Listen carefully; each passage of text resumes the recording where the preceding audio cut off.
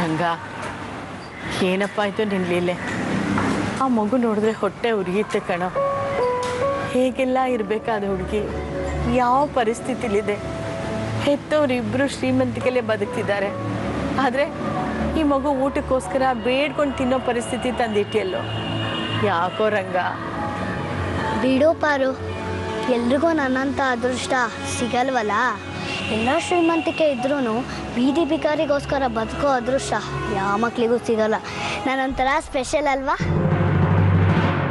ಹೌದು ಕಂದ, ನೀನೊಂಥರ ಸ್ಪೆಷಲ್ಲು. ಹೌದು, ಹೊಟ್ಟೆಗೇನಾದರೂ ತಿಂದ್ಯಾ? ಹ್ಞೂ, ಪುರೋಹಿತರು ಪ್ರಸಾದ ಕೊಟ್ಟರು, ಚೆನ್ನಾಗಿತ್ತು. ಹೊಟ್ಟೆ ತುಂಬ ತಿಂದೆ.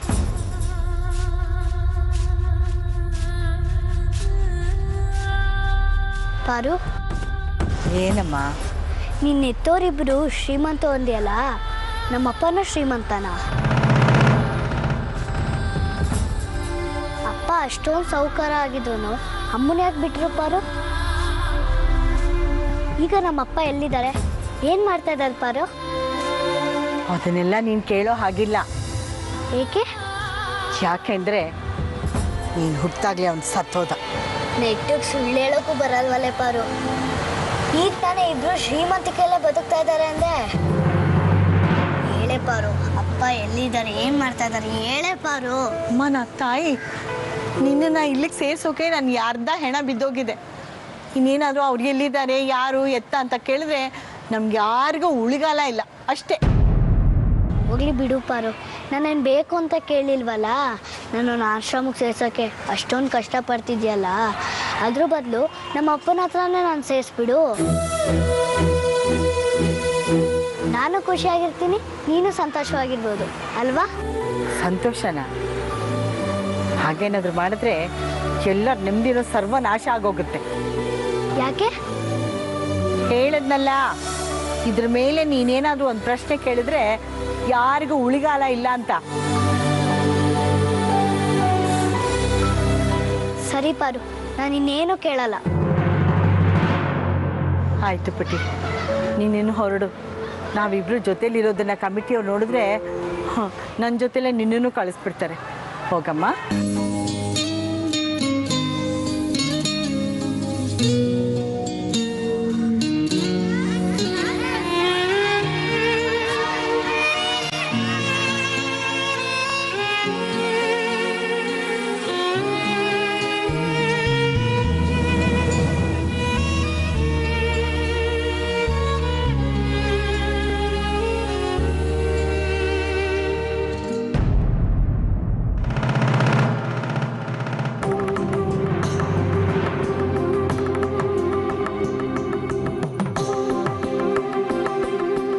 ಬಂದ ಇಲ್ಲಿಗೆ?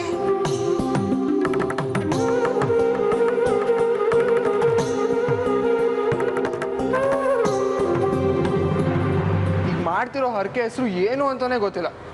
ಐ ಆಮ್ ಎಕ್ಸ್ಟ್ರೀಮ್ಲಿ ಸಾರಿ ಗಾಡ್ಜಿ. ಫಿಲ್ಮಲ್ಲಿ ನೋಡಿದ್ದೀನಿ ಅಷ್ಟೇ, ಅದನ್ನ ಇವಾಗ ಮಾಡ್ತೀನಿ, ಓಕೆನಾ?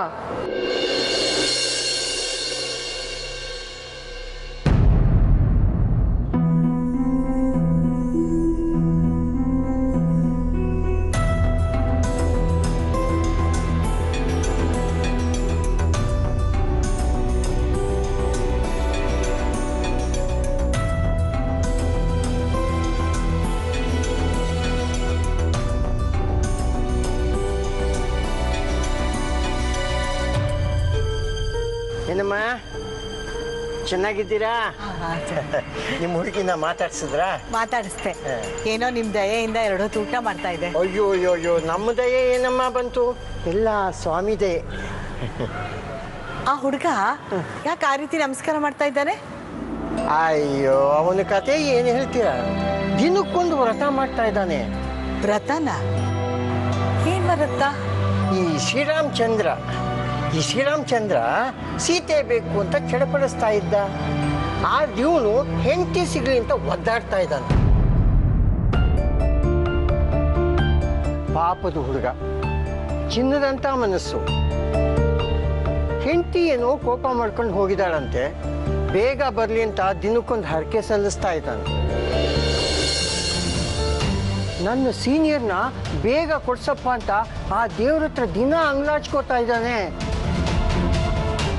ಈಗಿನ ಕಾಲದಲ್ಲೂ ಹೆಂಡತಿನ ಇಷ್ಟೊಂದು ಪ್ರೀತಿಸ್ತಾರ ಅಂತ ನನಗೆ ಆಶ್ಚರ್ಯ ಆಗ್ತಾ ಇದೆ. ಇಂಥ ಪ್ರೀತಿನ ಪಡಿಬೇಕಾದ್ರೆ ಆ ಹುಡುಗಿ 1000 ಜನ್ಮದ ಪುಣ್ಯ ಮಾಡಿರಬೇಕು.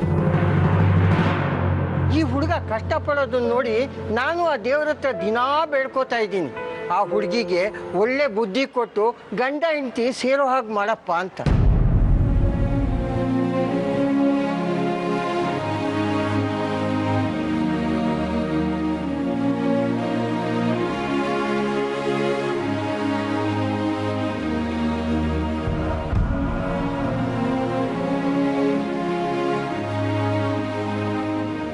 ಇಂಥ ಹರಕೆ ಇನ್ನೂ ಎಷ್ಟು ಬೇಕಾದ್ರೂ ಮಾಡ್ತೇನೆ.